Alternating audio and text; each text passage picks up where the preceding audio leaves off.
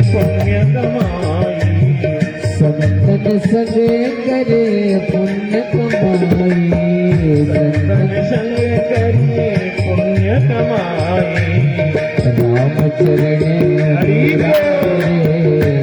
तेरी हंसी बनेगी लागी तेरी हंसी बनेगी संतन के संग लाग रे तेरी अच्छी बनेगी संतन के संग लागी तेरी अच्छी बनेगी। जय हो संत भगवान की जय हो।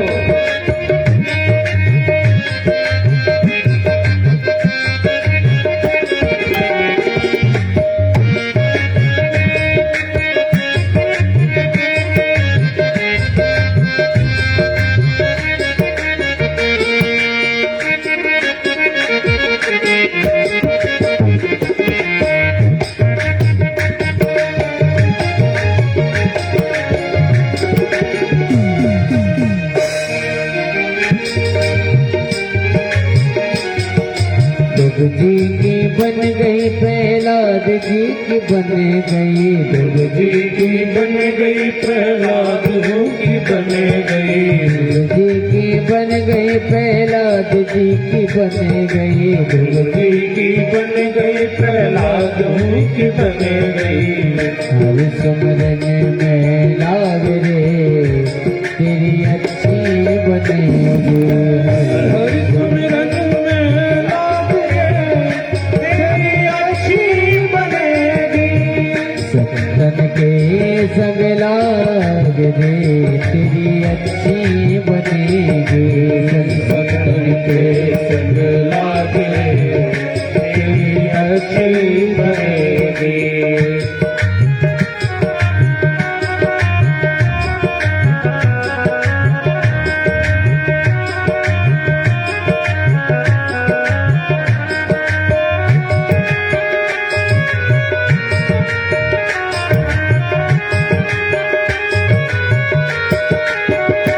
जय हो संत भगवान की जय हो।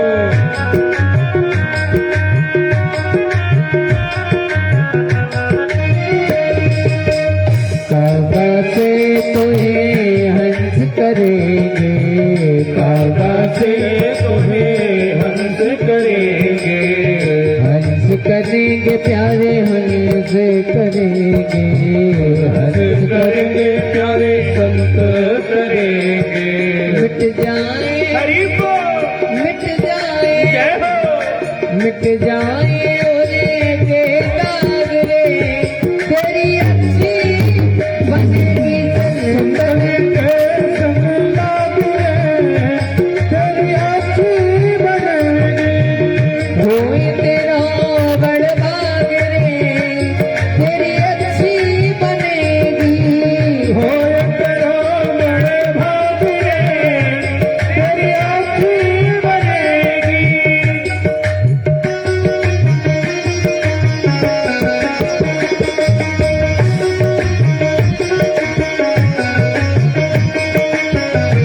लाड़ियों की सेवा करते हैं।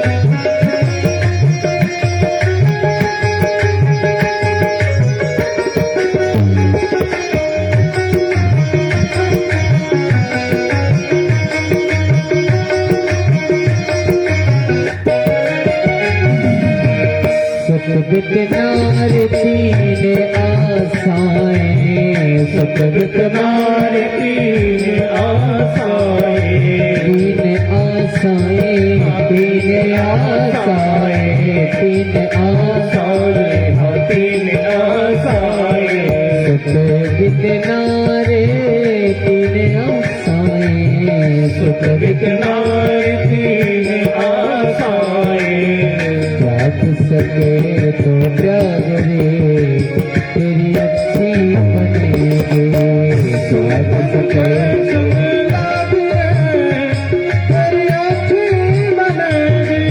ओए तेरा बड़भाग रे तेरी अच्छी बनेगी ओए तेरा भाग रे तेरी अच्छी बनेगी।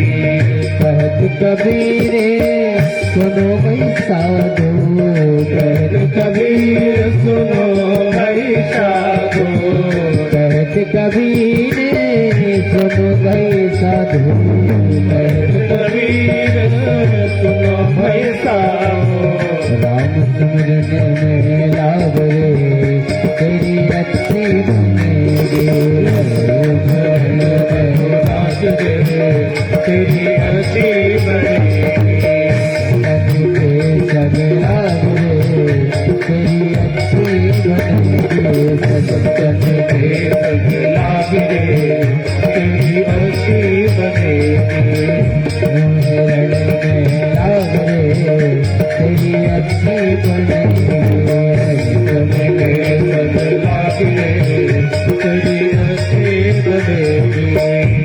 तेरा बड़ भाग रे तेरी अच्छी बनेगी तेरा बड़ भाग रे तेरी अच्छी बनेगी तेरी अच्छी बनेगी तेरी बिगड़े बनेगी तेरी किस्मत खुलेगी तेरी किस्मत खुलेगी।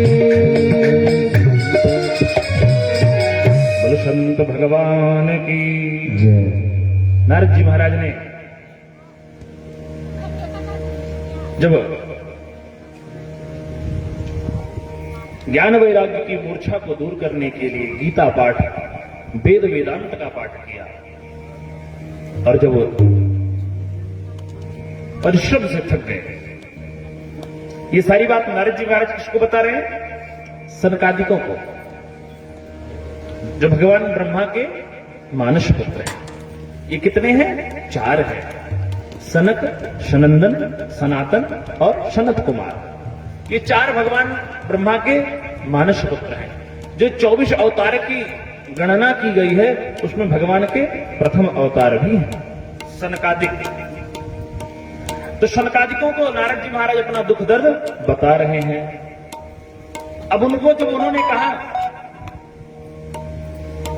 दुखी देखा नारद जी के सामने, जब उन्होंने प्रश्न किया, नारद जी ने अपनी सारी विपदा बताई, तो उनको कहा, हे देवर्षि आप चिंता ना करें, आप स्वस्थ हो जाइए। उपाय पूर्व एवं ही, उपाय तो पहले से पड़ा है, आप जानते भी हो। अक्सर कई बार होता है समाधान आपके पास होते हैं पर आपको याद नहीं होता कि आपके पास है।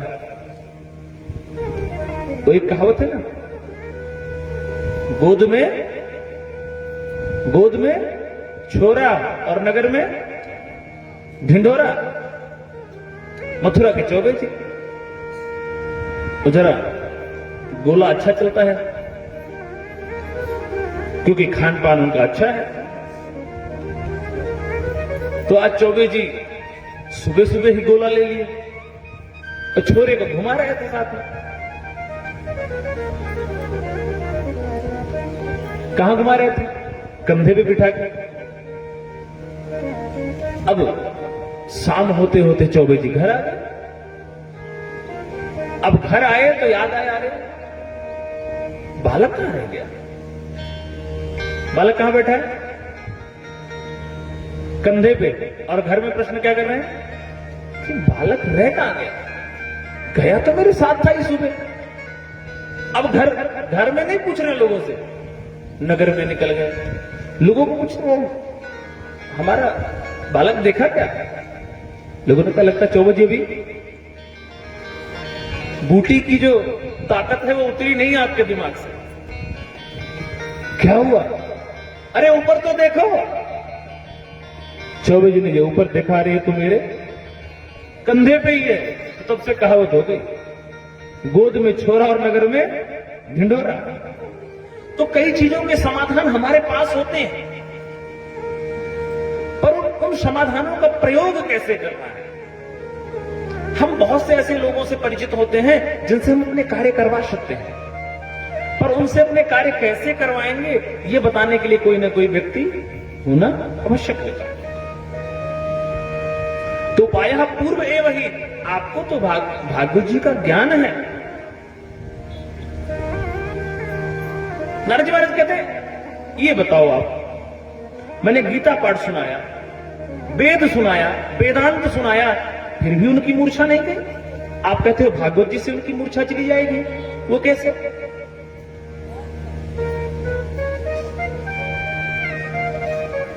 सनकादिक कहते हैं, नारद जी आपको पता है शक्कर किससे बनती है? गन्ने के रस से। अब कोई मिठाई बनानी हो तो क्या गन्ने के रस से बनाई जा सकती है? मिठाई बनाने के लिए क्या चाहिए होता है? चीनी चाहिए होता है। अब मिठाई बना रहे हो, मिठाई बनाते बनाते शक्कर चीनी खत्म हो जाए, कोई विद्वान आ जाए और कहे अरे ये तो गन्ने के रस से ही बनती है ना, तो गन्ने का रस ही डाल दो, मिठाई तैयार हो जाएगी। क्या हो जाएगी? नहीं। आप घी में पूड़ी तल रहे हो और घी खत्म हो जाए पूड़ी तलते तलते, तो कोई आ जाए जानकार तो कह देंगे घी दूध से ही तो बनता है, दूध में तल लो पूड़ी। ऐसा होता है?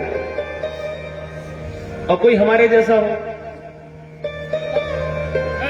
आम खाए कोई अच्छा सा, कोई चौसा आम खाए, दशहरी खाए, लंगड़ा खाए, कलमी खाए, आम खाने के बाद कहे अरे वाह ये आम इतना स्वादिष्ट है, तो जी आम जहां से होता होगा वो कितना स्वादिष्ट होगा पेड़। ऐसा सोच करके मैं चला जाऊं और आम के नीचे खड़ा होकर आम की डंडी तोड़ कर डंडी खाने लग जाऊं, तो क्या वो स्वादिष्ट लगेगी? लेकिन आम में रस कहां से आया? आम में रस उन टहनियों का ही तो है, आम में रस उस वृक्ष की जड़ से ही तो आया है। और आम का जो स्वाद है वो स्वाद आम में ही होगा, ना कि उस वृक्ष की टहनी, पत्तों और जड़ में।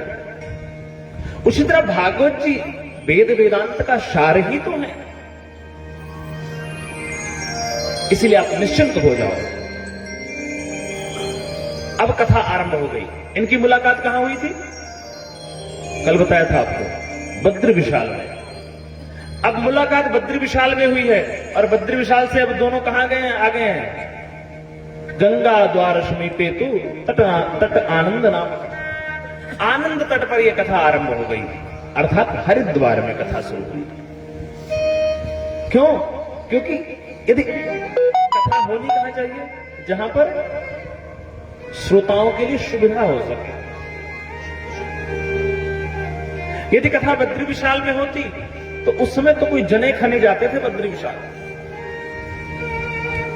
चलो अब तो सुविधाएं हो गई हैं, हर व्यक्ति जाना चाहता है, चला भी जाता है।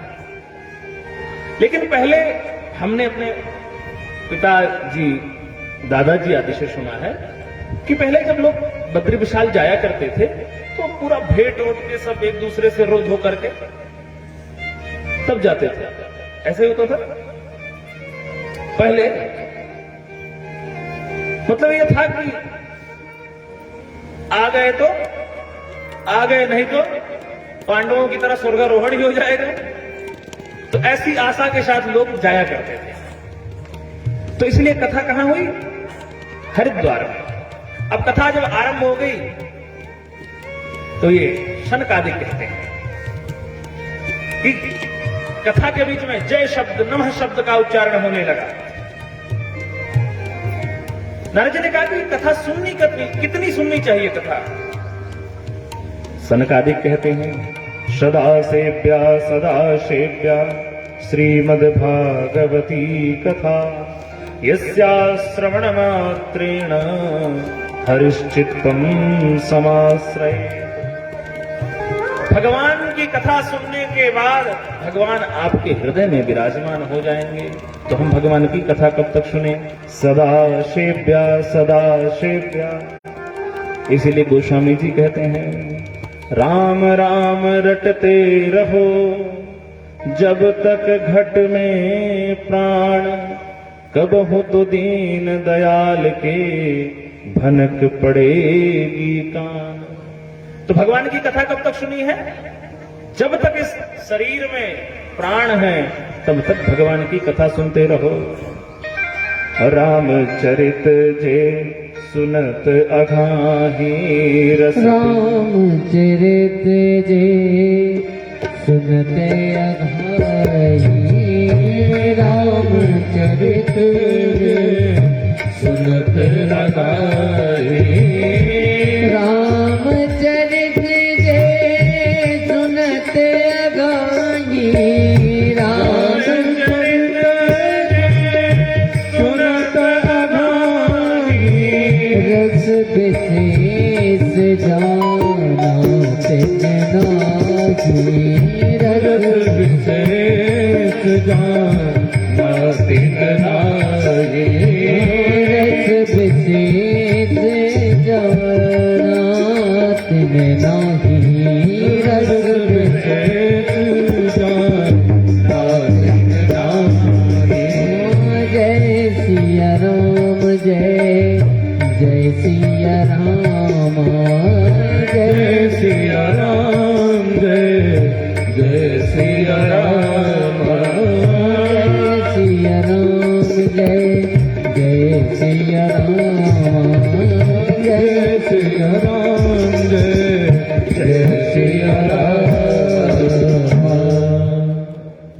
सनकादिक कहते हैं यह जो ग्रंथ है यह ग्रंथ बहुत दिव्य है। इस ग्रंथ में 18,000 श्लोक है, 12 स्कंद है और 335 अध्याय है। यह ग्रंथ भागवत की कथा जहां पर होती है वह घर तीर्थ हो जाता है।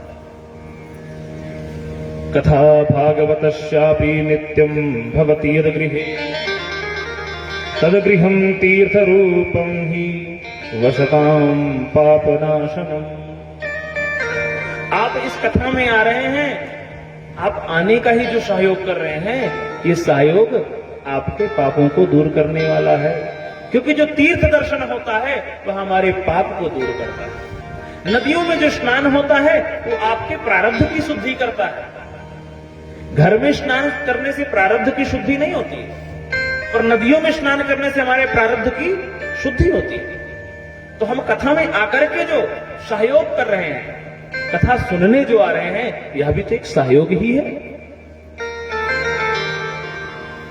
तो जहां पर भगवान की कथा होती है वह क्षेत्र तीर्थ रूप हो जाता है। तो आप ये समझ लीजिए कि आप लोग तीर्थ यात्रा में ही 7 दिन है, क्योंकि तीर्थ यात्राओं के बाद ही तो कथा हुई है। तो आप समझ लीजिए पुनः उस तीर्थ में जहां जहां आप गए हैं उन्हीं तीर्थों की तो चर्चा है। उन्हीं तीर्थों में अनेक अनेक जगहों पर जो भक्त हुए हैं, जो संत हुए हैं, उन्हीं का तो चर्चा है इस भागवत जी में।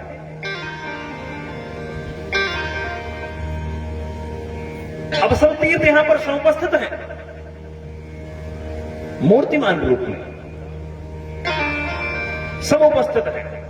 इसलिए कहते हैं भागवत जी का जो ग्रंथ है उसमें श्लोक कितने हैं? 18,000। और जिसे भी भागवत जी के श्लोकों को सुनने की इच्छा है तो सुबह प्रातःकालीन बेला में 6:30 बजे आए और आराम से यहां पर भागवत जी का पाठ सुने। जिसके पास समय हो आ सकते हैं। तो भागवत जी के 18,000 श्लोक हैं, तो 18,000 श्लोकों का एक दिन में पाठ तो हो नहीं सकता। तो किसी ने कहा महाराज 2, 4, 6 स्कंद हो जाए। बोले 2, 4, 6 स्कंद कैसे हो सकता है? हर स्कंद में किसी में 10 अध्याय, किसी में 19 अध्याय, किसी में 23 अध्याय, किसी में 28, किसी में 24, किसी में 50, किसी में 90, ऐसे ऐसे अध्याय है हर स्कंद में। तो इतना समय तो होता नहीं हमारे पास कि हमें इतना समय दे सके। तो इसलिए क्या करो भैया, श्लोकार्धम आधा श्लोक ही पढ़ लो, और श्लोकपादम व नित्यम भगवतोद्भवम, एक श्लोक पढ़ लो। एक नहीं पढ़ सकते तो आधा पढ़ लो, आधा नहीं पढ़ सकते तो चौथाई ही पढ़ लो, पर पढ़ो। सामने वाला कहता महाराज, इतना बताने के बाद वो कहता महाराज संस्कृत तो हमें आती ही नहीं। तो उसको कहा कि ज्यादा ना करो, तो एक बात तो कह लो, क्या? कृष्णम वंदे जगत गुरु, भगवान कृष्ण इस संसार के गुरु हैं, ऐसा तो बोल सकते हो। कहा इतना तो चलेगा। तो कहते हैं जहां पर भगवान की कथा होती है, जो जीव उस कथा में सम्मिलित होते हैं वो सब भाग्यशाली होते हैं। ऐसा बोल ही रहे थे सनकादिक, और कहते हैं जो व्यक्ति इस कथा में पहुंच नहीं पाते या जिन्हें पता है और आ नहीं पाते, उनको कुछ सनकादिकों ने अपशब्द कहने शुरू कर दिए। वो तो सीधा सीधा कहते हैं, आजन्म मात्रा पिशेन सठेन किंचित चित्तम विधाय सुख शास्त्र कथा न पीता चांडाल वच्च खरवत वदतेन नीतम मिथ्या स्वजन्म जननी जन दुख भाजा। वो कहते चांडाल है वो, खर वदतेन नीतम, उसे गधा तक कह दिया। नारद जी ने कहा महाराज क्या कहते चले जा रहे हो?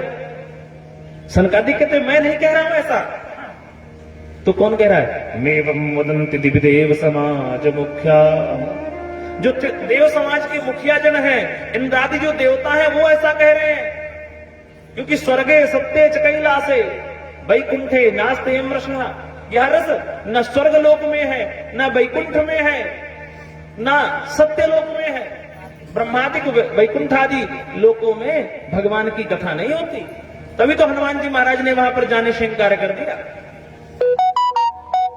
अदुर्लभम कथालोके श्रीमद्भागवतोद्भव कोटि जन्म समुत्थेन पुण्येनैव तु लभ्यते दिनानां नियमो नास्ति सर्वदा श्रवणं मतम्। भगवान की कथा सुनने में न कोई दिन, न कोई वार, न कोई घड़ी, जिस समय आपको समय लगे उस समय भगवान की कथा सुने। तो ऐसा दिव्य उत्सव उस सभा में हो रहा था और उन्हीं के बीच में भक्तिमती मैया प्रकट हो गई और प्रकट होकर के ताता थैया करके नृत्य करने लगी अपने पुत्र ज्ञान वैराग्य के साथ में। और वो क्या कहती हैं? श्री कृष्ण गोविंद हरे मुरारे हे नाथ नारायण वासुदेव। श्री कृष्ण गोविंद हरे मुरारे हे नाथ नारायण वासुदेव। हे नाथ नारायण वासुदेव। हे नाथ नारायण वासुदेव। हे नाथ नारायण वासुदेव। हे नाथ नारायण वासुदेव।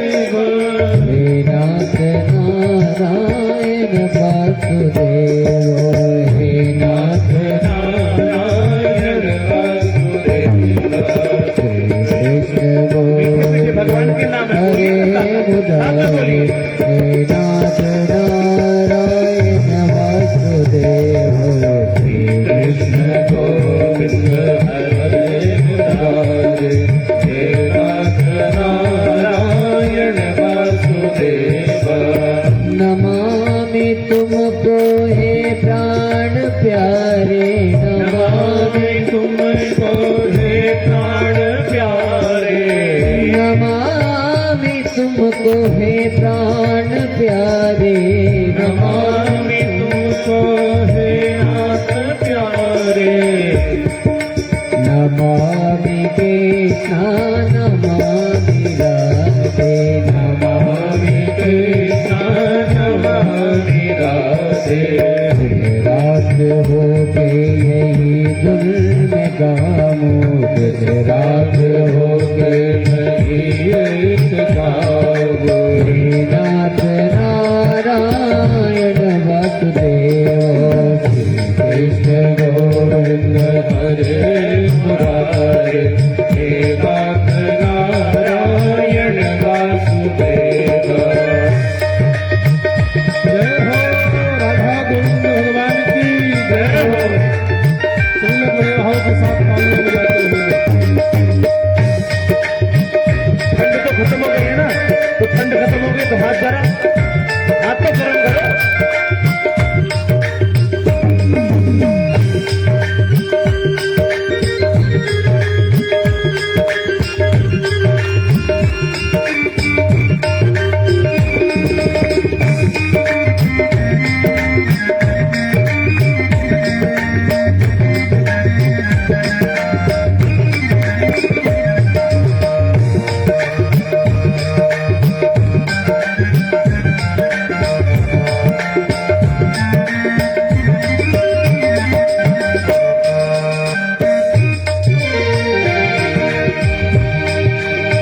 वहीं गए जहाँ जाए पुकारा, वहीं गए जहाँ जय पुकारा, वहीं गए जहाँ जाए पुकारा, वहीं गए जहाँ जय पुकारा, हे नाथ नारायण वासुदेव, हे नाथ नारायण वासुदेव, कृष्ण गोविंद हरे मुरारे, हे नाथ नारायण वासुदेव, कृष्ण गोविंद हरे मुरारे, हे नाथ नारायण वासुदेव, कृष्ण गोविंद हरे मुरारे, नाथ नारायण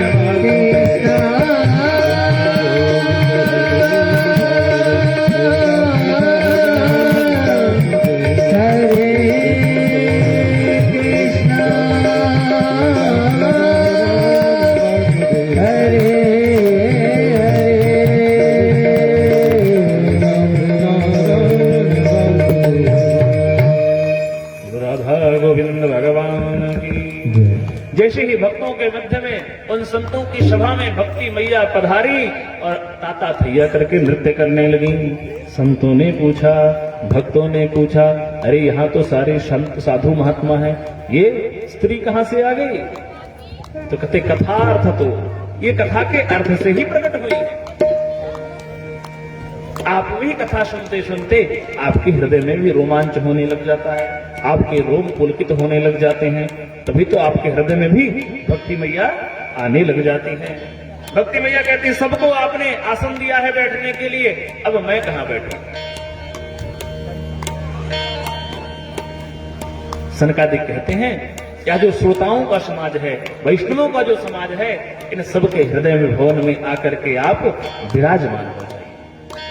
जिसके हृदय भवन में भक्ति मैया विराजमान होती हैं, उसके पास अभाव होने के बाद भी अभाव जैसा कुछ भी नहीं रहता है। जो वैष्णव होता है, जो भक्त होता है, उसके यहां पर व्यवहारिक अर्थात सांसारिक अभाव होने के बाद भी उसके पास अभाव नहीं होता, उसका हृदय कभी तंग नहीं होता है। आप सांसारिक प्रेम में जब रहते हो, आप कितनी बड़ी बड़ी बातें करने लग जाते हो। जब आप संसार में भी प्रेम करते हो तो कितनी बड़ी बड़ी बातें करने लग जाते हो।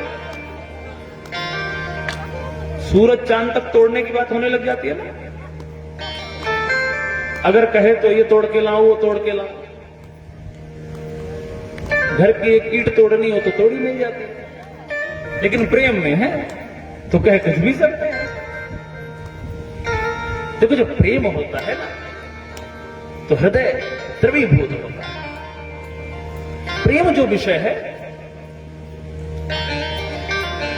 वो तरल विषय है, बहने वाला विषय है, वो विस्तार उसका होता है, और जहां पर विस्तार है वहां पर अभाव कैसा? शकल भुवन मध्ये निर्धनास्ते धन्यः निवसति हृदयेषां श्रीहरे भक्तिरेका हरिरपि निज लोके सर्वथा तो विहाय प्रविशति हृदय तेषां भक्ति सूत्रोपनद्धः। शकल भुवन मध्ये निर्धनास्ते धन्यः, वह व्यक्ति धन्य है जिसके हृदय कमल में भक्ति मैया विराजमान है।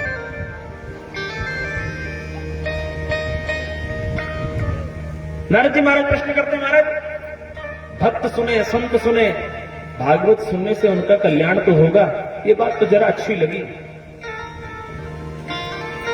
लेकिन क्या किसी दुराचारी, पापाचारी, किसी दुष्टात्मा, प्रेतात्मा के श्रवण करने से भी कुछ हुआ है क्या? मैंने आपसे कल भी निवेदन किया था कि जब संत कोई प्रश्न करते हैं तो वो प्रश्न उनके नहीं होते हैं। संतों का जो प्रश्न होता है वह जीवों के लिए होता है, वह उनका प्रतिनिधित्व करते हुए प्रश्न करते हैं, वो उनका प्रतिनिधित्व करते हुए प्रश्न करते हैं। तो शनकादिक कहते हैं, हाँ के विशुद्धन्ति वदन्तु मह्यम सप्ताह यज्ञेन कलौ पुनन्ति ते। सप्ताह की विधि को श्रवण करने से कौन कौन विशुद्ध हुआ है, आप बताइए। कुमाराऊचुः हे मानवा पाप कृतस्तु सर्वदा सदा दुराचार रता विमार्दका।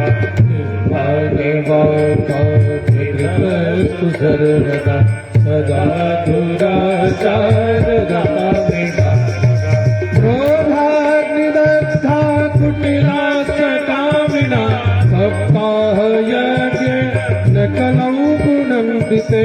सप्ताह यज्ञ न कलौ पुनन्ति ते। कलौ पुनन्ति ते। सप्ताह यज्ञ न कलौ पुनन्ति। ये मानवाः पाप कृतस्तु सर्वदा सदा दुराचार रता अभिमार्गगा क्रोधाग्नि दग्धा कुटिलाश्च कामिना सप्ताह यज्ञेन कलौ पुनन्ति ते। सत्येन हीना पितृमातृ दूषका।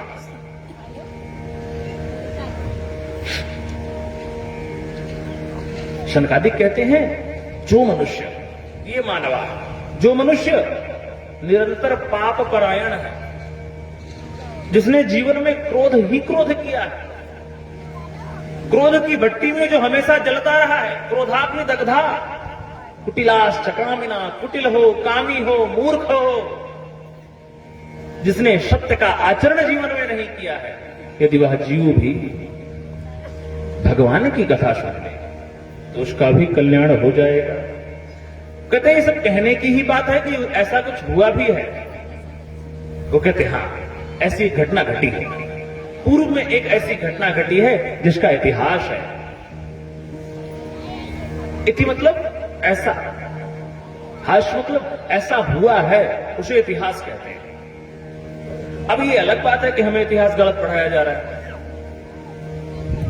ये अलग बात है कि हमें इतिहास गलत पढ़ाए जा रहे हैं।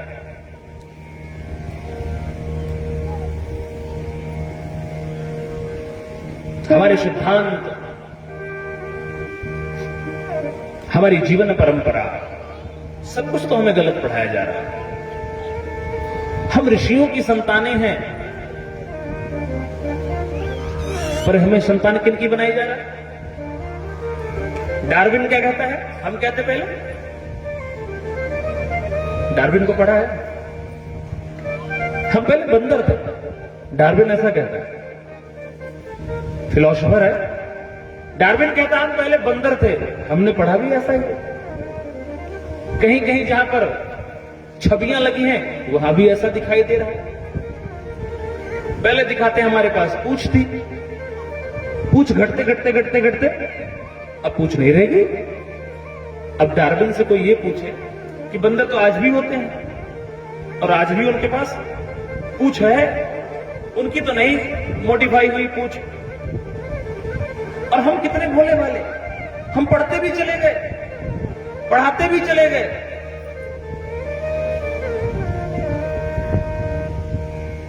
हम अपने आप को इतना बिगाड़ते चले गए इतिहासकारों के, क्योंकि इतिहास जिन्होंने लिखा गोविंदाय नमो सब ऐसे ही थे। हम सनातन वैदिक परंपरा का जीवन जीने वाले लोग, हमारे प्रातः काल की बेला जब आरंभ होती है तो मंत्रोच्चार से होती है। हमारे नेत्र खुलते हैं तो अपना स्वर हम देखते हैं, हमारा स्वर कौन सा चल रहा है। सबसे पहले हम अपने हाथों को देखते हैं। कराग्रे वस्ते लक्ष्मी, करमध्ये सरस्वती, करमूले तु गोविंद, प्रभाते करदर्शन। ये परंपरा क्या हमारे पास है? कितने लोग हैं जो करते हैं? हाथ उठाओ।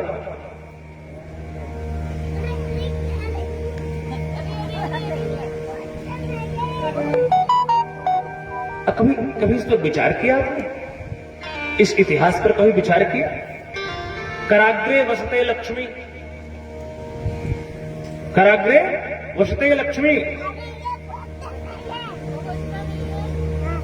और कर मध्य, ये तो बोल दो साथ में, कराग्रे वसते और कर मध्य और कर मूले तो महाकाली, प्रभाते कर दर्शन। क्योंकि अगर महालक्ष्मी महासरस्वती हो गई तो महाकाली तो होनी चाहिए ना। अब आपको इशारे में बताता हूं, कराग्रे वसते लक्ष्मी, जब लक्ष्मी का इशारा करना होता तो कैसे कहते हो आप? हाँ, लक्ष्मी का इशारा करना होता तो कराग्रे लक्ष्मी है कि नहीं? और कर बोले, कर मध्य, मैं पूछ नहीं रहा हूं, बोलो, कर मध्य सरस्वती। जब पढ़ने का इशारा करना होता तो कैसे करते हो आप? जब इशारे में बताते हो कि फलाने पढ़ रहे हैं तो कैसे कहते हो? ये तो लिखने वाला हुआ। पढ़ने का इशारा, पढ़ने का इशारा तो मूल में हुआ कि नहीं? और मध्य में हुआ ना, मध्य में कर मध्य सरस्वती और कर मूले तो महाकाली। महाकाली का क्या काम है? संहार का। तो जब आप ऐसे करते तभी तो मूल बनता है ना।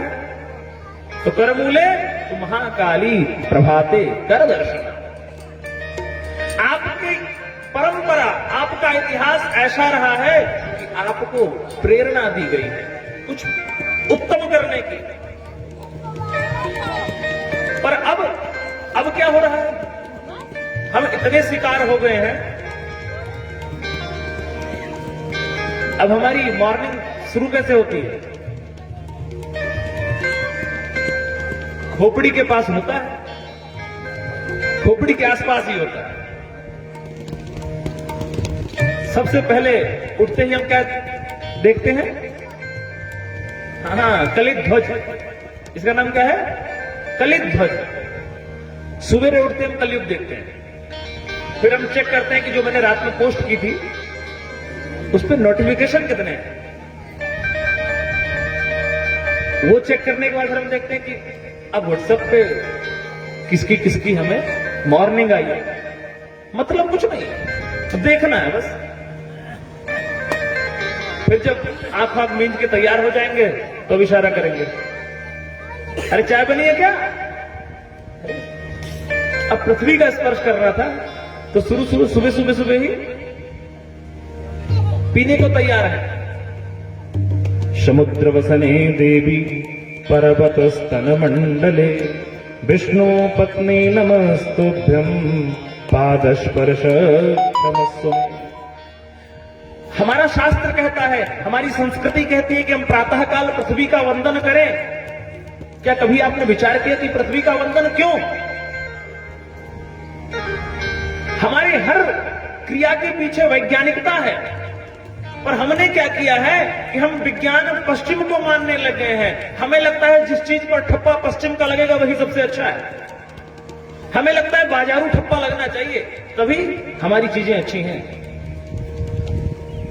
आपकी संस्कृति योग है, आपकी संस्कृति भोग नहीं है। आपकी संस्कृति का स्वर एक बार ही यूनाइटेड नेशन में कहा गया और लगभग 196 देशों के आसपास स्वीकार किया। क्यों? आपकी संस्कृति में बल है, आपकी संस्कृति में जीवन है, आपकी संस्कृति में संभावनाएं हैं। पृथ्वी का वंदन क्यों? समुद्र वसने देवी पर्वत स्तन मंडले, विष्णु पत्नी नमस्तुभ्यं। इतना कुछ भार होने के बाद भी पृथ्वी मां कैसी है? विष्णु पत्नी नमस्तुभ्यं पादस्पर्श क्षमस्व। हे मां, इतना भार आप पर है, फिर भी आपका सबसे बड़ा गुण क्या है? पृथ्वी का सबसे बड़ा गुण क्या है? पृथ्वी का सबसे बड़ा गुण है क्षमा करना। और हम क्या करते हैं? घर में थोड़ी सी भी अव्यवस्था हो जाए, घर में थोड़ी सी भी अव्यवस्था हो गई तो हम क्या करते हैं? पूरा घर अपने सर पे उठाने को तैयार हो जाते हैं। अगर पृथ्वी का वंदन किया होता तो ये गुण आप में आता। आप जिनसे जुड़ते हैं, जिनको प्रणाम करते हैं, जिनका चिंतन करते हैं, उनके गुण, उनके स्वभाव आप में आने लग जाते हैं। आप जिनके पास बैठते हैं उनके जैसा बनना शुरू हो जाते हैं आप। अगर उनके जैसा बनेंगे भी नहीं ना, तब भी उनके जैसा ही सम्मान होगा। जिनके मध्य में आप बैठते हैं उनके जैसा मान मिलने लग जाएगा आपको। आप कहोगे ऐसा कुछ हुआ था, ऐसा कुछ आप बताएंगे? राहु और केतु क्या है? राहु केतु क्या है? राक्षस है। लेकिन उनकी गणना किसमें होती है? नवग्रहों में, देवताओं में। जहां पर सूर्य, चंद्रमा, शुक्र, बुध, बृहस्पति, मंगल की पूजा होती है, वहीं पर राहु केतु की भी पूजा होती है।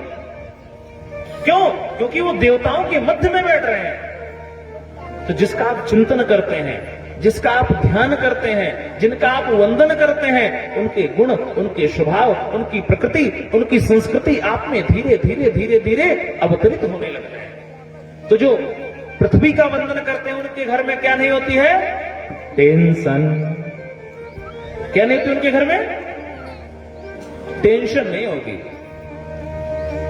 इंग्लिश में 10 का मतलब क्या होता है? 10, और सन का मतलब सूर्य होता ही है। एक सूर्य की इतनी गर्मी, एक सूर्य की इतनी गर्मी है कि 2, 4, 6 एसी लगाने पड़ते हैं घरों में। अब जिसके सर में टेंशन होगा, कितनी गर्मी होगी सोचो। अब वो तो फिर फायर ही होगा। क्या कहते हैं? अब किसी को जब गुस्सा आता है तो हम क्या कहते हैं? अब ये फायर हो जाएंगे। हम बहुत सारी बातें व्यवहार में कहते चले जा रहे हैं और हमको उसका मतलब पता नहीं लग रहा।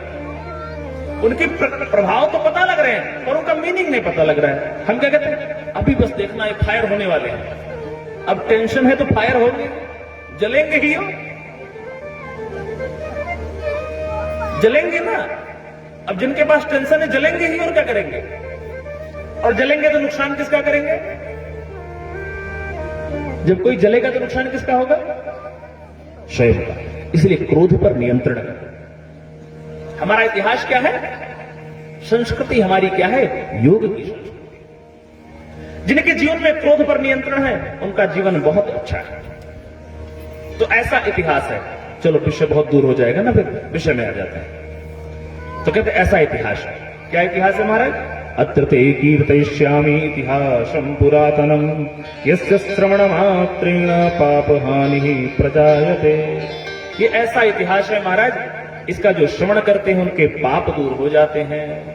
तो ऐसा क्या इतिहास है? तुंगभद्रा तटे पूर्वमभूत्पत्तनमुत्तमम् यत्र वर्णाश्रधर्मेण सत्य सत्कर्म तत्पराः। तुंगभद्रा नदी के तट पर एक आत्मदेव नाम के ब्राह्मण रहते हैं। एक आत्मदेव ब्राह्मण बहुत विद्वान है। द्वितीय एवं भास्कर इतने विद्वान हैं कि नगर के लोग इनको भास्कर कहते हैं, भगवान सूर्य की उपाधि दिए हुए। इनका लोग बहुत मान करते हैं। इनकी एक पत्नी है और उनकी पत्नी का स्वभाव कैसा है? नाम नहीं बताया भागवत जी में, स्वभाव बताया। नाम तो लोग वैसे कह रहे हैं पर नाम नहीं, स्वभाव बताया। क्या कहते हैं? उसका स्वभाव कैसा है? स्वावाक्य स्थापिका नित्यम सुंदरी सुकुलोद्भवा। स्वावाक्य स्थापिका नित्यम, वो कहती है जो मैं कहती हूं वही कहूंगी, जो मैं कहती हूं वैसा ही होना चाहिए। और उसका स्वभाव क्या है? लोकवार्ता रता क्रूरा प्रायसो बहुजल्पिका सूरा चा गृहकृत्येषु कृपणा कलह प्रिय। लोकवार्ता, इधर की उधर की, अड़ोसी की पड़ोसी की बात करने में बड़ी अच्छी है। लोकवार्ता रता क्रूरा प्रायसो बहुजल्पिका, बहुत क्रूर भी है और झूठ बोलने वाली है। लेकिन इसका एक स्वभाव है, सूरा चागृह कृत्येषु कृपणा कलह प्रिया। अपने घर के काम करने में तो अच्छी है पर कृपण है। घर की लक्ष्मी को कभी कंजूस नहीं होना चाहिए, घर की लक्ष्मी को कभी कृपण नहीं होना चाहिए। मां का आंचल ऐसा हो कि उसके आंचल के तले यदि पूरा संसार आ जाए तो पुत्र के रूप में वो सबका लालन पालन कर सके।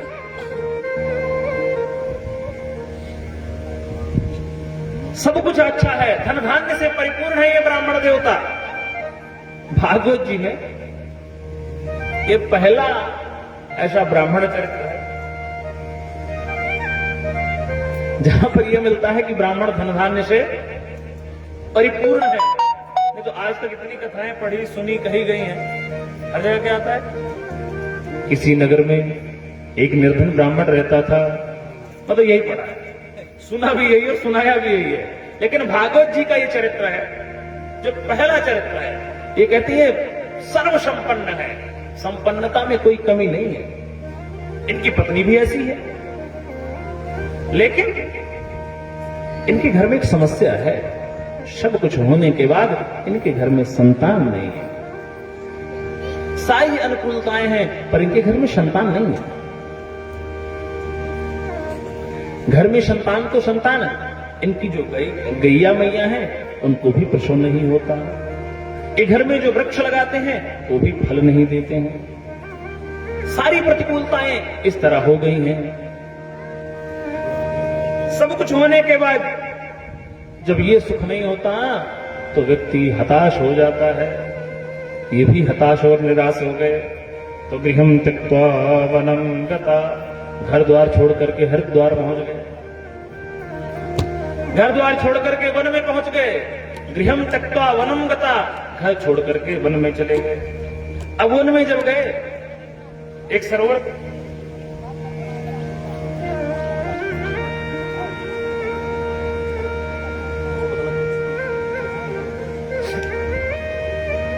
जब घर छोड़ करके वन में पहुंचे तो एक तालाब के बगल में बैठ गए। अब जब तालाब के बगल में बैठे, आज घर से सोच के आए थे कि हमने क्या करना है, अपने आप का गोविंदाय नमो नमः कर देना है, आज हम आत्महत्या कर लेंगे। ऐसा सोच करके उस सरोवर के किनारे बैठ गए और सोचते हैं, पीत्वा जलम निषण्णस्तु प्रजा दुखे न कर्षतः, मुहूर्त तत्रैव सन्यासी कश्चिदागतः।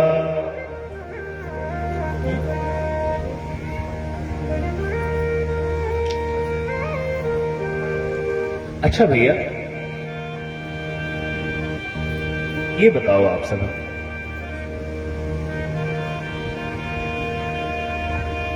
जिस शरीर को हम आप बना नहीं सकते, क्या उसे खत्म करने का अधिकार हम में है? जिस चीज का निर्माण हम आप नहीं कर सकते, क्या उस चीज के विनाश में हमारा अधिकार है?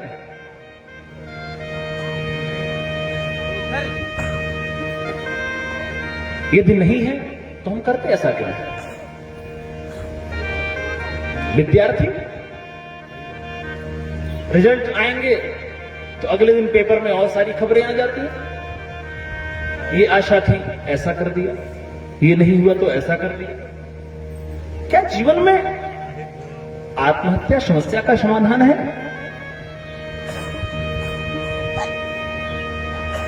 आत्महत्या किसी भी प्रकार से समस्या का समाधान नहीं है। मैं हमेशा एक बात कहा करता हूं, आपकी समस्याएं या आपके पास प्रतिकूलता जितनी मर्जी बनी रहे, लेकिन अपने जीवन को कबड्डी का खेल बना के रखो। कबड्डी के खेल में एक नियम होता है, एक व्यक्ति भी यदि खड़ा है ना पाल्हे के उस तरफ, पाल्हे के उस तरफ यदि एक व्यक्ति भी खड़ा है तो अपनी पूरी टीम वापस ला सकता है।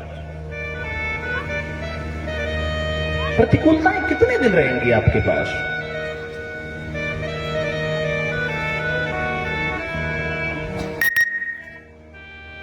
दिन, 2 दिन, महीने, 2 महीने। प्रतिकूलताओं के आने के बाद घबराना नहीं चाहिए। ऐसे समय में सिर्फ धैर्य धारण करें। और जिनके जीवन में निरंतरता है, उन्हीं के जीवन में निर्णय आए हैं। निर्णय सबके जीवन में नहीं आते हैं, जिनके जीवन में निरंतरता है।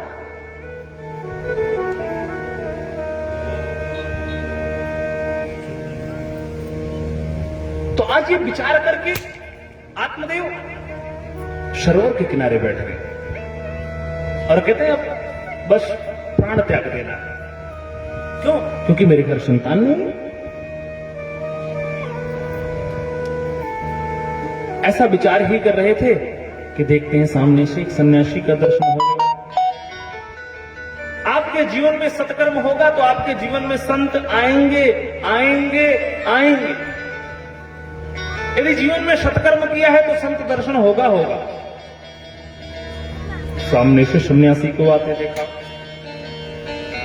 जैसे ही सामने से सन्यासी को आते देखा, संस्कार अच्छे हैं। ब्राह्मण ने उठ करके सन्यासी को प्रणाम किया। जैसे महात्मा को प्रणाम किया, महात्मा ने कहा, अरे ब्राह्मण देवता, कथम रोदिस विप्रत्वम खाते चिंता बलीयसी वदत्वं सत्वरं मह्यं स्वस्य दुःखस्य कारणम। हे ब्राह्मण देवता, कथम रोदिसी, आप रो क्यों रहे हो? काते चिंता बलीयसी, ऐसी कौन सी चिंता है जिसके कारण आप रो रहे हैं? वदत्वं सत्वरं मह्यं स्वस्य दुःखस्य कारणम, अपने दुख का कारण तो बताओ। ब्राह्मण कहता है, महाराज किं ब्रवीमिरिसे दुःखं पूर्व पापेन संचितं मदीया पूर्वजास्तोयं कवोष्णमुपभुञ्जते। हे महात्मन, आपको क्या बताऊं मैं, जब अपने पितरों को मैं जल देता हूं, कवोष्णमुपभुञ्जते, वो उस जल को गरम गरम श्वास लेकर के पीते हैं। अच्छा, मैं एक बात कहना चाहूंगा, जो हमारा नौजवान यहां पर बैठा हुआ है, वर्तमान समय में सोशल साइंस का सब प्रयोग करते हैं। आपने देखा होगा प्रायः जब श्राद्ध पक्ष आता है, जब श्राद्ध पक्ष आता है तो बहुत सारे जोक्स, बहुत सारी कुछ चीजें चलती हैं। हमें ऐसा प्रश्न लगता है, क्या हम अपने पितरों के निमित्त जो कुछ करते हैं उन्हें मिलता होगा? ऐसा प्रश्न होता है मन में कि नहीं? अच्छा, हाँ ना में तो जवाब दे सकते हो ना। प्रश्न आता है ना, हम ब्राह्मण को यदि खीर पवा रहे हैं, यदि हम चींटी, कौआ, कुत्ता, गाय के लिए निकाल रहे हैं, तो क्या हमारे पितरों को मिलता होगा? या हम अपने पितरों के निमित्त जो भी सत्कर्म करते हैं, क्या उन्हें मिलता होगा? ऐसा प्रश्न होता है। आप लोगों में नहीं होता, आप लोग अच्छे हो। अगर होता होगा तो जान लो, होना भी नहीं चाहिए। हम अपने पितरों के निमित्त यहां पर जो जो क्रियाएं करते हैं,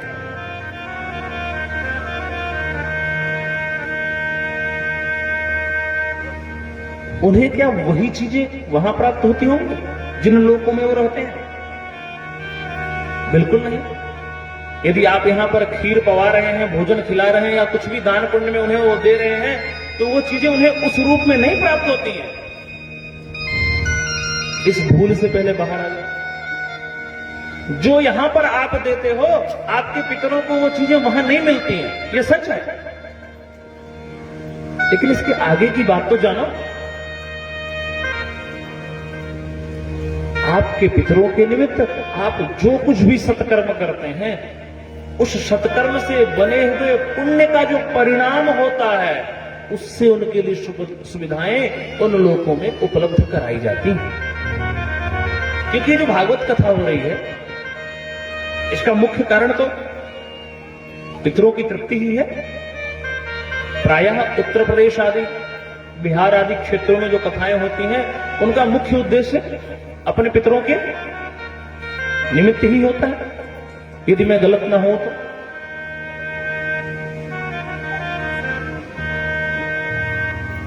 मैं इसलिए इस विषय पे बोल रहा हूं। अब आप कहेंगे जब वो चीजें वैसी प्राप्त नहीं होती तो करने की आवश्यकता क्या है? यदि हमारे पितरों को हमारी की गई क्रियाएं उन रूपों में नहीं प्राप्त होती हैं तो हमें करने की जरूरत क्या है? जरूरत है आप जिन रूप में करते हो उन रूप में ना प्राप्त होकर के उन लोगों की जो वस्तुएं हैं, उन लोगों में जो सुख हैं, जो सुविधाएं हैं, वो आपके पितरों को उपलब्ध कराई जाती हैं।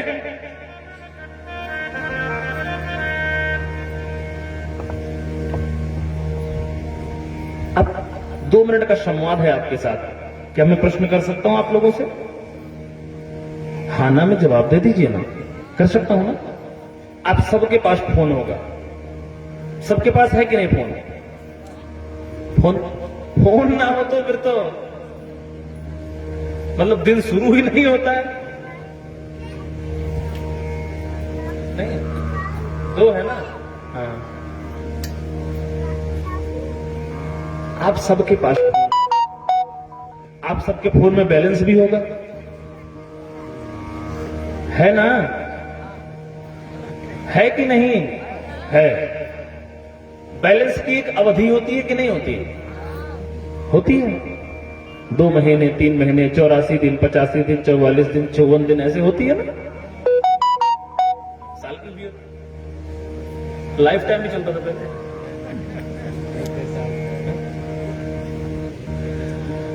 तो सबके पास फोन होगा, सबके पास बैलेंस भी होगा। आप किसी को फोन करते हो तो फोन की रिंग जाती भी है, बात भी होती है, सब कुछ होता है। लेकिन आप देखते हो कि जब आपका बैलेंस खत्म हो जाता है तो वही फोन होता है, वही नंबर होते हैं जिन पे आप फोन पहले किए होते हैं। उस नंबर पे घंटी नहीं जाती है और फोन में एक आवाज आती है। क्या कहती है वो आवाज? आप जिस व्यक्ति से संपर्क करना चाहते हैं उससे संपर्क करने की आपकी नहीं, औकात मत हो भाई, पर्याप्त बैलेंस नहीं है।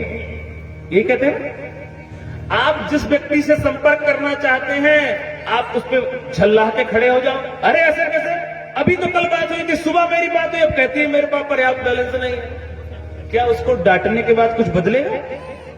टू टू करके फोन कट जाएगा, फिर लगाओगे, फिर वही कुछ कहेगा।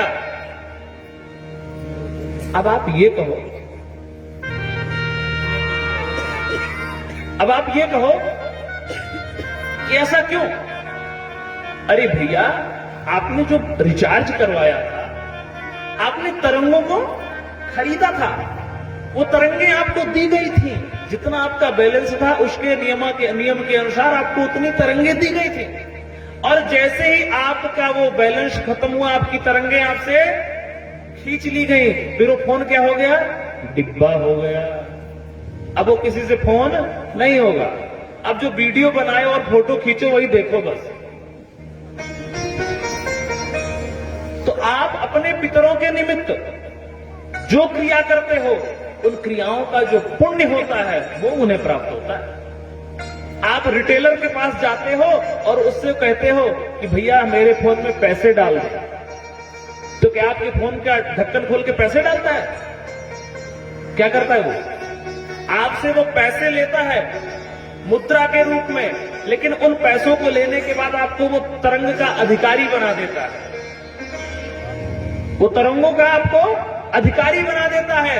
आपके पास वो तरंगे आ जाती हैं जिससे पुनः आप वार्तालाप आरंभ कर देते हैं। उसी तरह अपने पितरों के निमित्त आप जो भी क्रिया करते हैं वह सब क्रियाएं, उन क्रियाओं का जो पुण्य फल है आपके पितरों को अवश्य प्राप्त होता है, अवश्य प्राप्त होता है। शास्त्र प्रमाण है।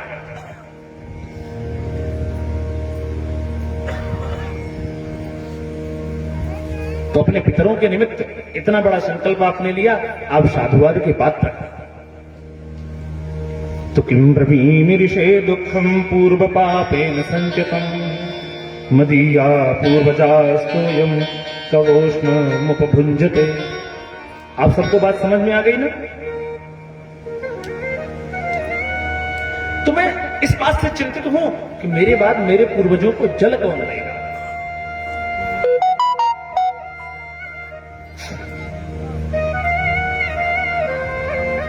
ऋषि कहते हैं। तो चिंता क्यों करता है? मुंचा ज्ञानम प्रजारूपम बलिष्ठा कर्मणो गति विवेकम तो समासाद्य त्यज संसार वासना। मुंचा ज्ञानम प्रजारूपम बलिष्ठा कर्मणो गति। ये कर्म की गति है ब्राह्मण, ये टलेगी नहीं, बहुत बलवती होती है कर्म की गति। कर्म गति टारे नहीं टरे। मुंचा ज्ञानम प्रजारूपम बलिष्ठा कर्मणो गति विवेकम तु क्षमासाद्य त्यज संसार वासना। इस वासना का परित्याग करो और भगवान का भजन करो।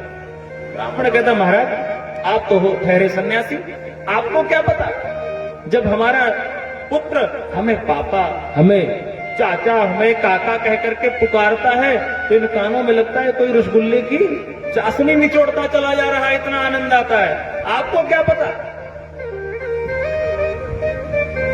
संत तू इस जन्म की बात करता है?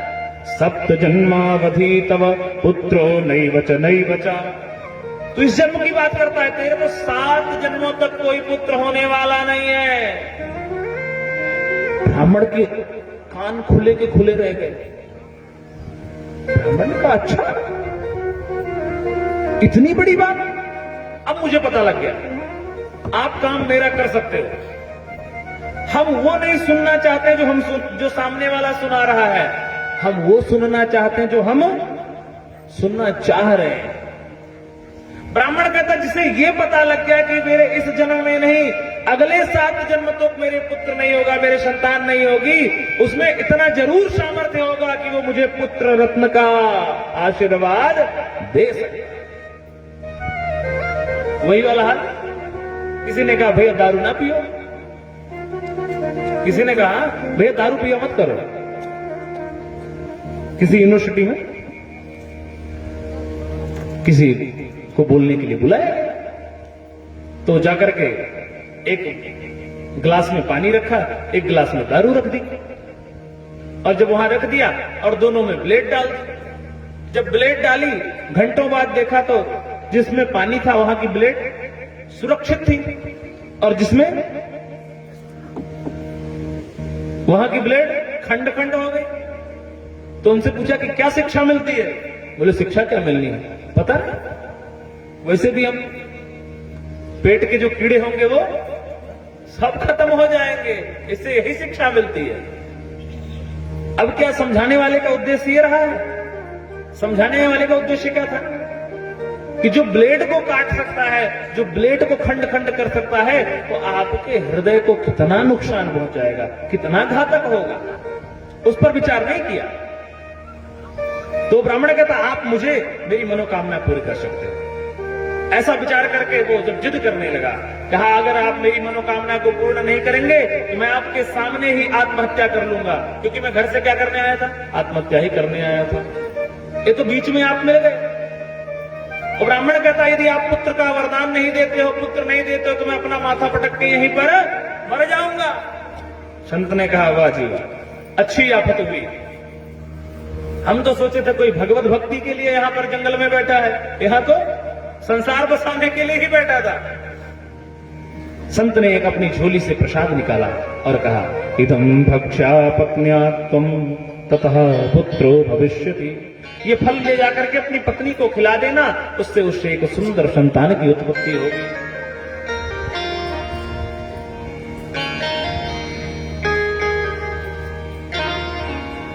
अब जैसे ही वो संत से प्रसाद लेकर के आए, दरवाजे पे पहुंच गए, वो ब्राह्मण देवता बुलाने लगे। अरे सुनती हो देवी, प्रसन्नता है, फल मिला है, प्रसाद मिला है। ब्राह्मण देवता प्रसन्न, अरे देवी कहां हो, सुन रही हो क्या? मैंने उसका परिचय पहले से बता दिया, नाम है धुंधली। अंदर से आवाज लगाती, अरे काहे शोर करते हो, कौन सा 9 लखा हार लेके आए हो? अरे अरे देवी आओ तो सही। अरे ब्राह्मण देवता मुझे एक महाराज जी मिले थे और महाराज जी ने मुझे फल दिया है और उन्होंने कहा इस फल को खा लोगी तो हमारे घर भी बाल गोपाल आ जाएंगे। वो क्या कहती है, कोई नहीं, रख दो, बाद में खा लूंगी। संत ने क्या कहा था, प्रसाद खिला देना। ऐसा नहीं हुआ। अब उस फल को लेकर के वो विचार करने लगी, और विचार करते करते इतना सारा विचार किया, इतना सारा विचार किया कि फल को नहीं खाया। यदि मैं फल खा लेती हूँ और मुझे कहीं गर्भ हो गया, मेरे गांव में कहीं मेरे घर में आग लग गई तो ऐसे हमारे आत्मन में भी ऐसे फितूर चढ़ते हैं। कहीं नई नई जगह जाओ और पंखे के नीचे लेट जाओ, पंखे के नीचे लेटने के बाद ये नहीं सोचते कि ठंडी हवा लग रही है, हम आप ही विचार करते हैं कहीं ये पंखा गिर गया तो, मतलब पंखा गिराना जरूरी है। अरे सो आराम से, पंखा काहे गिरा रहे हो? ये छत पुरानी सी लग रही है, अगर गिर गई तो, अरे गिर गई तो देखा जाएगा जो होगा, पहले से काहे गिरा रहे हो? वो भी कहती है अगर मैंने फल खा लिया और मुझे गर्भ हो गया, अगर वो बालक मेरे पेट में उल्टा हो गया तो, संसार का नियम है, हर उल्टी चीज को सीधा कहते हैं और हर सीधी चीज को उल्टा कहते हैं। अचलती चाकी देख के दिया कबीरा रो, चलती चाकी देख के दिया कबीरा रोय, दो पाटन के बीच में साबुत बचा न को। चलती को गाड़ी कहे नगद माल को खोया, रंगी को नारंगी कहे देख कबीरा रोया। चलती को क्या कहते हैं हम, क्या कहते हैं? जो 300 की स्पीड में चलती है हम उसे क्या कह रहे हैं? गाड़ी। गाड़ी का मतलब क्या कहते हैं? फलानी चीज यहां पर गाड़ के रखी है। तो चलती को गाड़ी कहे, नगद माल को खोया। हलवाई क्या करता है? दूध को तैयार करके क्या बनाता है? सामने दिख रहा है और हम क्या कहते हैं? खोया। दिख सामने रहा फिर भी हम क्या कह रहे हैं? खोया। रंगी को नारंगी कहे, हाथ में संतरा होता है और हम उसे क्या कहते हैं? नारंगी। अरे इतना सारा प्यारा सा उसका कलर है फिर भी हम उसे क्या कह रहे हैं? नारंगी है, इसमें कोई रंग नहीं है। बालक वास्तव में जब सीधा होता है तो हम उसे क्या कहते हैं? उल्टा हुआ। लेकिन जब वो सही सही उल्टा होता तो हम उसे क्या कहते हैं? सीधा ही हुआ है। तो ऐसी उल्टी परंपरा। इतने सारे तर्क करने के बाद उसने फल नहीं खाया, और फल अपनी बहन से विचार करके उसने फल को नहीं खाया। फल ना खाने के कारण से उसने किराए की संतान ले ली, और फल की महिमा को देखने के लिए फल गाय को खिला दिया। समय आने पर वो जो किराए की संतान थी वो भी उसके घर में आ गई। लोगों ने भगवान आत्मदेव महाराज की भूरी भूरी प्रशंसा करने लगे, और कुछ समय के बाद में आत्मदेव के घर में उस गाय से भी एक सुंदर संतान का जन्म हुआ, और उस सुंदर दोनों पुत्र बढ़ने लगे। दोनों का नामकरण हुआ। जो किराए की संतान थी उसका नाम क्या रखा गया? धुंधकारी। और जो गाय से उत्पन्न संतान थी उसका नाम गोकर्ण। अब दोनों बढ़ने लगे, एक की ख्याति बढ़ी, एक विख्यात हुआ, दूसरा कुख्यात हुआ। अब जो आत्मदेव का लोग सम्मान करते थे हर गली मोहल्ले से जब निकलते वक्त, अब लोग उनको गालियां देने लगे धीरे धीरे। ये जो इनका पुत्र धुंधकारी था, ये महाखल हुआ, महादुष्ट हुआ, बहुत बड़ा दुराचारी हुआ। इसने मां को मारना पीटना शुरू कर दिया।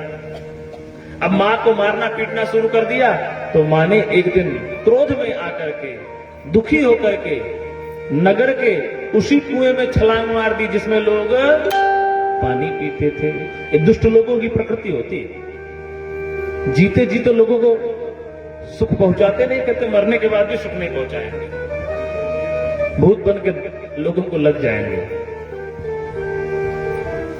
ऐसा सब कुछ देख करके गोकर्ण जी महाराज देखते हैं एक दिन उनके पिताजी उनके सामने बैठे हैं। रो रहे हैं आज जब गोकर्ण जी के सामने उनके पिताजी रोने लगे,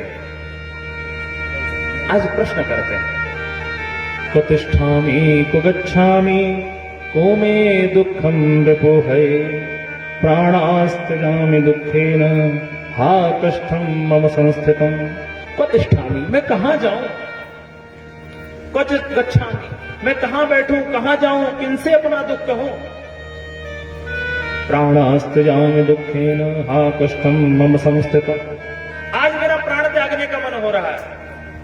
पहले जंगल में क्या करने गए थे, आत्महत्या करने गए थे। क्यों? क्योंकि घर में संतान नहीं है।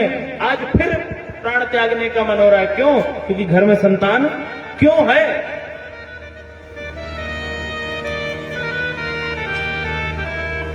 गोकर्ण जी महाराज कहते हैं, पिताजी आप चिंता न करो, आपको पता है न चेन्द्रस्य सुखम किंचन न सुखम चक्रवर्तिनः सुखमस्ते विरक्तस्य मुनेरेकांत जीविना।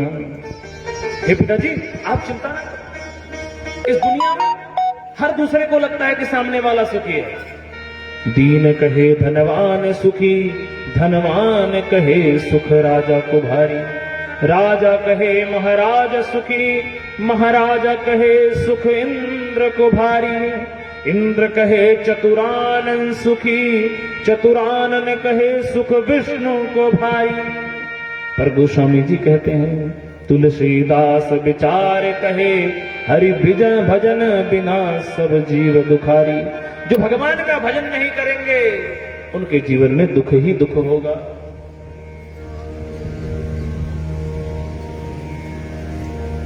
जीवन की काम वासनाएं, जीवन की व्यसन भगवान के जब तक भजन नहीं करेंगे, उनके चरणारविंद अपने हृदय में नहीं पधराएंगे, तब तक दुख ही दुख होगा। ऐसा सारा विचार करते हुए उनको आज एक बहुत अच्छी बात कही। कहते हैं, पिताजी अब चिंता क्यों करें, इस दुनिया में आप ये चाहो किसी को सब कुछ मिल जाए तो ऐसा नहीं होता है। यहां पर किसी को पूरा जहां नहीं मिलता, किसी को जमी तो किसी को आसमान नहीं मिलता। आप ये सोचोगे कि हम सब कुछ पालें तो ऐसा नहीं होता है, क्योंकि ये संसार है, ये हमेशा फिसलता रहता है, रेत की तरह है। रेत को कितना भी अपने कब्जे में मुट्ठी में करना चाहो, क्या रेत आपके कब्जे में आ सकती है? धीरे धीरे धीरे धीरे धीरे करते करते वो रेत सारी जमीन में बिखर जाती है। तो अपने पिताजी को गोकर्ण गीता के माध्यम से उन्होंने उपदेश किया, और गोकर्ण गीता के माध्यम से उन्होंने कहा कि आप भगवान का भजन करें, भगवान के भजन से आपका कल्याण होगा। और पिता की पुत्र की बात मान करके वन की तरफ गए और वन में जाकर के दशम स्कंद का पाठ किया और भगवान के लोक को प्राप्त हुए। इतना क्लेश देख करके गोकर्ण जी महाराज अपने घर से तीर्थ क्षेत्र को गए। यहां पर जो धुंधकारी है वो भी अब अति दुराचारी हो गया। उसने अपने घर में 5 वैश्याओं को रख लिया। अब उसके जीवन में कोई शासन अनुशासन नहीं है। अब वो जो चाहता है वही करता है, सबको दुखी करता है, चोरी करता है, रागजनी करता है, सारे अवगुण उसके भीतर आ गए। एक दिन की बात है,